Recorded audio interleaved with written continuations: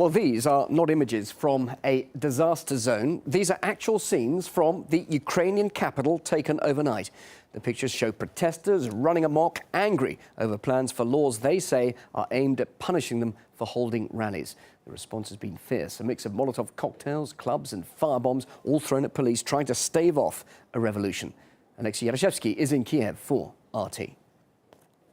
It's morning now in Kiev, but the tension at the riot place where the events unraveled in a very violent manner yesterday are not dying down. You can see what remains of the police cars and police buses which were burnt yesterday. A pretty depicting picture of what happened here yesterday. Over there, just literally 50 meters away from here, are the police lines. The riot police, the special regiment called the Berkut, there trying to secure the governmental quarter. Yesterday on Sunday, the protesters gathered for a typical rally. After that, they decided to storm the governmental quarter, and the clashes with the police erupted. We have information that more than 70 police officers have been delivered to hospitals with different injuries. They still remain pretty much over there. We saw some very brutal scenes of the police officers being beaten up. Also, there was some violence from the police. Reportedly, they used rubber bullets against the crowds. We can see from time to time Molotov cocktails, rocks and flashbangs are being thrown from both sides towards each other. Over the night, the protesters have managed to dismantle some of the pavement here, and they're using these rocks to throw them at the police. They're also using Molotov cocktails and different flashbangs, so it's pretty loud here. This is the live barricade with the protesters against the police. They're still here. We can see like literally several thousand people. The numbers are expanding as the day progresses. Really unclear where this is all going to go, but so far it's been very, very tense.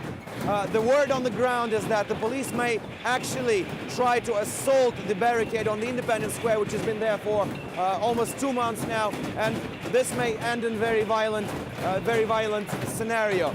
Just to give you the idea of how serious this whole thing is here, the protesters are installing a catapult, a ballista, a medieval weapon, to make sure their projectiles, Molotov cocktails, rocks are actually be able to reach the police lines, which are literally 70, 80 meters away from here. We also do know that President Yanukovych has met with some opposition leaders and he's ready to hold negotiations with the opposition, but this is not the talk of the town right here. The people are still very much determined for the government to resign, for the president to step down. This is their goal. This is no longer a pro-EU protest, which it was at the beginning of this whole protest story in Kiev. This is a purely anti-governmental movement. We are certainly following all the developments of what's happening in the Ukrainian capital, Kiev. Well, these are pictures of the aftermath of the battle between activists and police. As people gather en masse in central Kiev, the Interior Ministry warns that the opposition is now arming protesters with clubs. Now, despite the fallout from last night's clashes, there remains the potential violence that could indeed be sparked again. Well, dozens of policemen remain hospitalized in Kiev with head injuries, fractures and poisoning by unknown substances. The president has called for dialogue to prevent further violence. But despite this, the EU is sticking to its position of blaming the local authorities. And as Irina Galushka reports, it appears the scene is being set for the final act. As rocks went flying and police buses went up in flames, the opposition leaders very quickly found the men responsible for the mayhem. Ukraine's president, Viktor Yanukovych. We demand that you stop the escalation of the situation, get the police off the streets, dissolve the parliament and call for early parliamentary and presidential elections. Do not repeat the fate of Ceausescu and Gaddafi. The fact that the riots were started by several hundred protesters hailing from the ultra-nationalist camp on the Independence Square seems to have been swept under the carpet. The police had to withstand a shower of rocks and Molotov cocktails. The government, an avalanche of criticism for using water cannons and rubber bullets to contain the raging crowd. The increasing tension in Ukraine is a direct consequence of the government failing to acknowledge the legitimate grievances of its people. The US will continue to consider additional steps, including sanctions, in response to the use of violence. And though the protest leaders and members chanted revolution much of the night, the West seemed indifferent for the open calls for a coup. Under these conditions, we don't want to live, we don't want to work. That's why we're going to change the power. The score is symptomatic. 70 policemen were injured, 20 protesters arrested.